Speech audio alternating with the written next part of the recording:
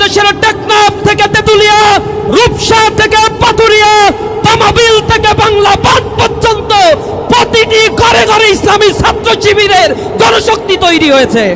এই জমিন আমাদের রক্তে কেনা, এখানে আমাদের শহীদদের রক্ত ঝরেছে, এখানে বুলডোজার দিয়ে আমাদের ঘর বাড়ি ভেঙে দেওয়া হয়েছে, এখানে আমাদের ঘর বাড়ি থেকে উচ্ছেদ করা হয়েছে, কিন্তু আমরা দমিত হই নাই, আমরা দমিত হওয়ার পাত্র নই। এ বাংলাদেশের স্বাধীনতার পরবর্তী ইতিহাস সাক্ষী। প্রতিবার আন্দোলন পরবর্তী প্রতিবারই সুযোগ সন্ধানী এই দলটি সুযোগ নিয়েছে আর জনগণের ঘাড়ে চেপে দুর্নীতির স্বর্গরাজ্য তারা তৈরি করেছিল। উষার দুয়ারে হানি আঘাত, আমরা আনিব রাঙা প্রভাত, আমরা টুটাবো তিমির রাত, বাধার বিন্দাচল। আর এক সন্ত্রাসী গোষ্ঠী এখন আবার কোরআনের বিরুদ্ধে নব্য ফ্যাসিবাদের প্রতিধ্বনি হয়ে তাদের জন্ম বাংলাদেশে হচ্ছে, আমরা দেখতে পাচ্ছি। সুপ্ত বারুদ আগ্নেয়গিরি এই জাতিকে নিয়ে যদি আবার কেউ তামাশার খেলা খেলতে চায়, তাহলে আমি আবার প্রতিবাদ করব। ওরা কোটি কোটি টাকা লুটপাট করেছে নির্বাচনে, সেগুলো অপব্যয় করবে। ফ্যাসিবাদ আওয়ামী লীগ চলে গেছে, তাদের পেতাত্তা যারা এখনো বিদ্যমান রয়েছে তাদের পিছনে তারা টাকা ঢালবে।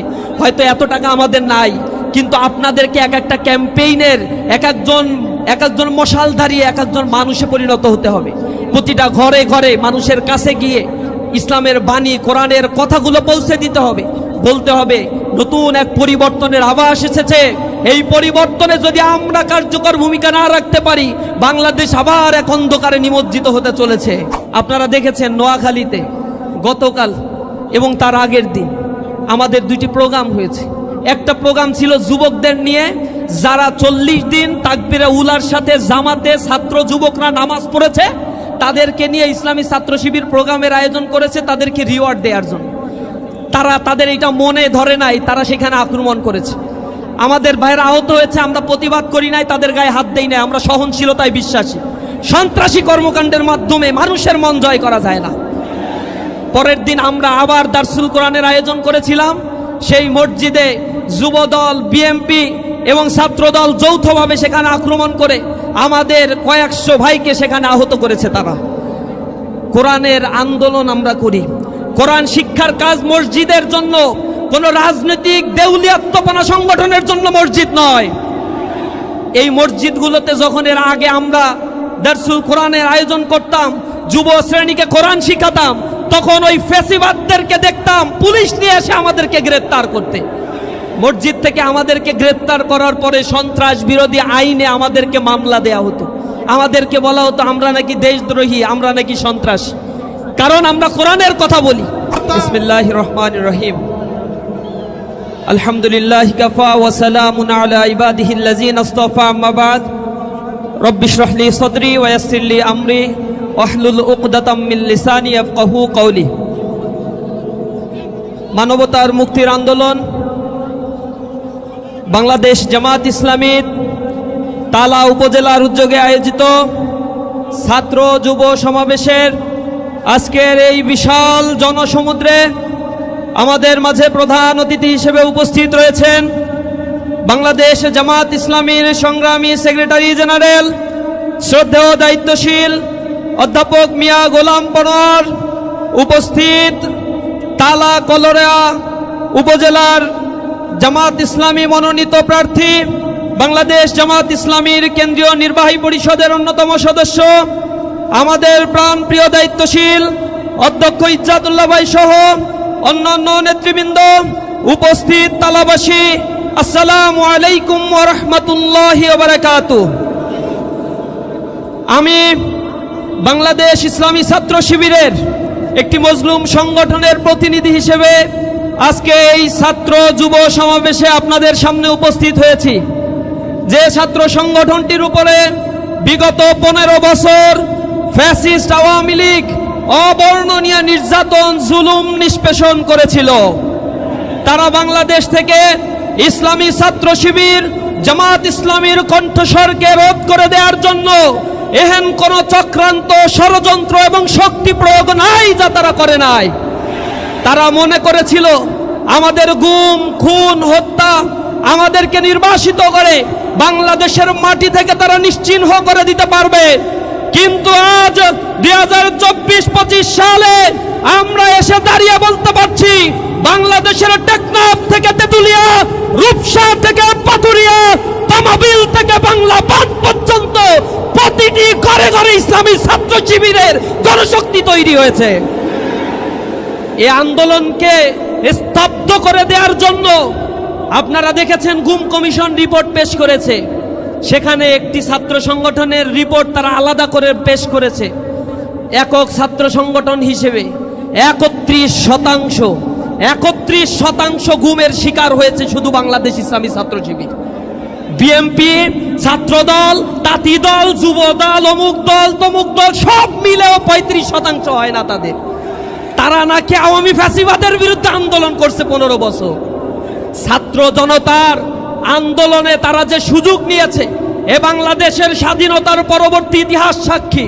প্রতিবার আন্দোলন পরবর্তী প্রতিবারই সুযোগ সন্ধানী এই দলটি সুযোগ নিয়েছে আর জনগণের ঘাড়ে চেপে দুর্নীতির স্বর্গরাজ্য তারা তৈরি করেছিল। 2001 সাল থেকে 2006 সাল পর্যন্ত তারা যখন সরকার গঠন করেছিল, জামাত ইসলামী তাদের সাথে ছিল। জামাত ইসলামী ছাড়া একবারও তারা সরকার গঠন করতে পারে নাই, অত সক্ষমতা তাদের হয় না এই বাংলাদেশ। 1 সাল থেকে 6 সাল পর্যন্ত যখন তারা ক্ষমতায় ছিল, তখন জামাত ইসলামীর 3টা মন্ত্রণালয়ে 2 জন মন্ত্রী ছিলেন। এখানে 17 জন সংসদ সদস্য নির্বাচিত হয়েছিল। জামাত ইসলামীর একজন নির্বাচিত সংসদ সদস্যের বিরুদ্ধে কোনো এলিগেশন, কোনো দুর্নীতি, টাস্কফোর্স, দুর্নীতি দমন কমিশন টাস্কফোর্স গঠন করেও তারা পায় নাই। কিন্তু এই সময়ে তিনবার দুর্নীতিতেই বাংলাদেশ চ্যাম্পিয়ন হয়েছিল। আমার প্রশ্ন, ওই সময়ে কারা তখন দুর্নীতিতে লিপ্ত হয়েছিল? জনগণ সেই কথাগুলো ভুলে যায় নাই। জনগণ তাদেরকে জবাব দেওয়ার জন্য প্রস্তুত আছে। আজকে বাংলাদেশের প্রত্যন্ত এলাকাগুলোতে তারা নব্য ফ্যাসিবাদের আমরা এক প্রতিধ্বনি শুনতে পাচ্ছি। ফ্যাসিবাদের উত্তরসূরি হতে চলেছে তারা। আপনারা দেখেছেন নোয়াখালীতে গতকাল এবং তার আগের দিন আমাদের 2টি প্রোগ্রাম হয়েছে। একটা প্রোগ্রাম ছিল যুবকদের নিয়ে, যারা 40 দিন তাকবীরে উলার সাথে জামাতে ছাত্র যুবকরা নামাজ পড়েছে, তাদেরকে নিয়ে ইসলামী ছাত্র শিবির প্রোগ্রামের আয়োজন করেছে তাদেরকে রিওয়ার্ড দেওয়ার জন্য। তাদের এটা মনে ধরে নাই, তারা সেখানে আক্রমণ করেছে। আমাদের ভাইরা আহত হয়েছে, আমরা প্রতিবাদ করি নাই, তাদের গায়ে হাত দেই নাই। আমরা সহনশীলতায় বিশ্বাসী। সন্ত্রাসী কর্মকাণ্ডের মাধ্যমে মানুষের মন জয় করা যায় না। পরের দিন আমরা আবার দারসুল কোরআনের আয়োজন করেছিলাম। সেই মসজিদে যুবদল, বিএনপি এবং ছাত্রদল যৌথভাবে সেখানে আক্রমণ করে আমাদের কয়েকশো ভাইকে সেখানে আহত করেছে তারা। কোরআনের আন্দোলন আমরা করি, কোরআন শিক্ষার কাজ মসজিদের জন্য, কোনো রাজনৈতিক দেউলিয়াত্মপনা সংগঠনের জন্য মসজিদ নয়।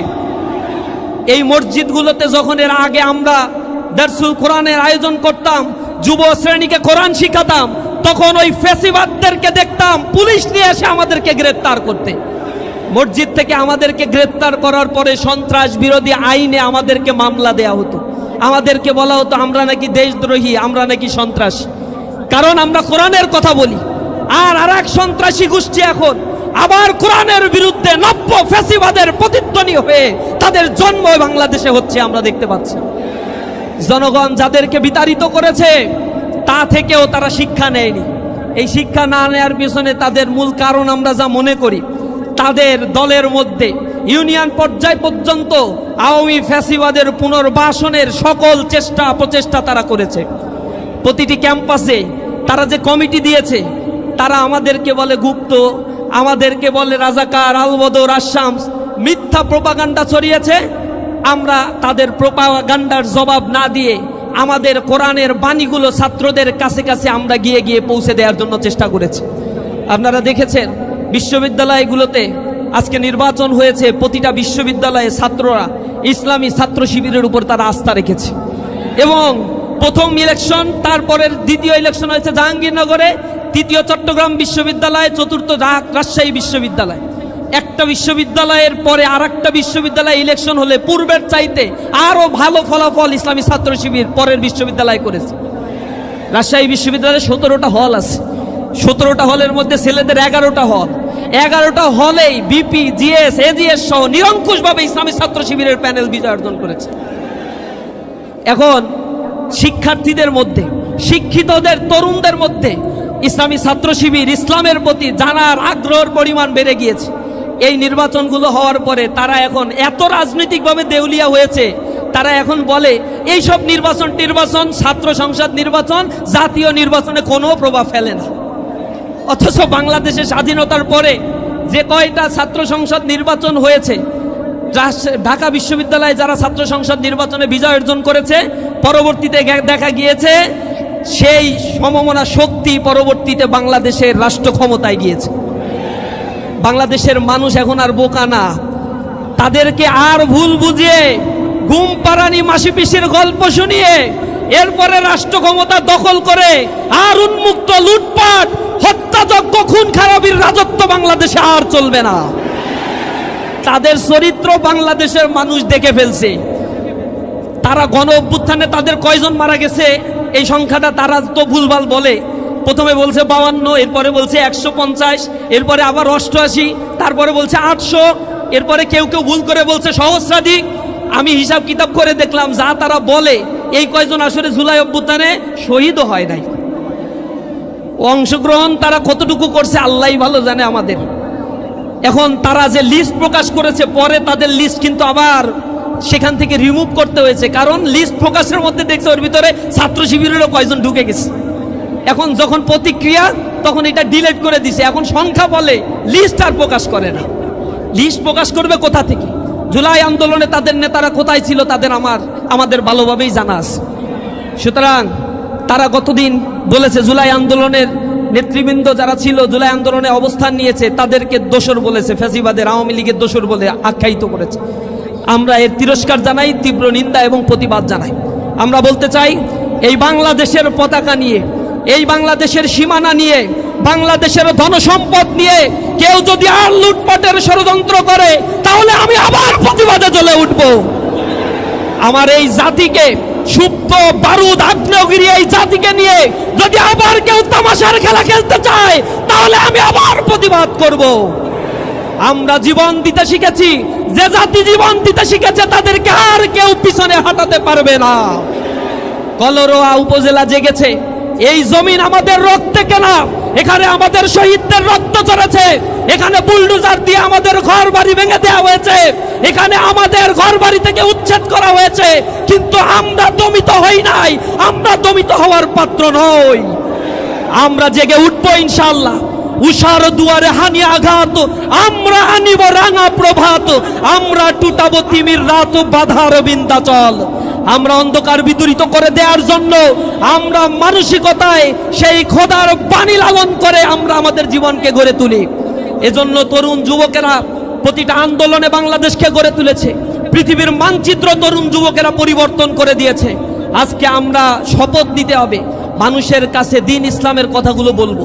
ওরা হিংসা ছড়াবে, ওরা কোটি কোটি টাকা লুটপাট করেছে নির্বাচনে, সেগুলো অপব্যয় করবে।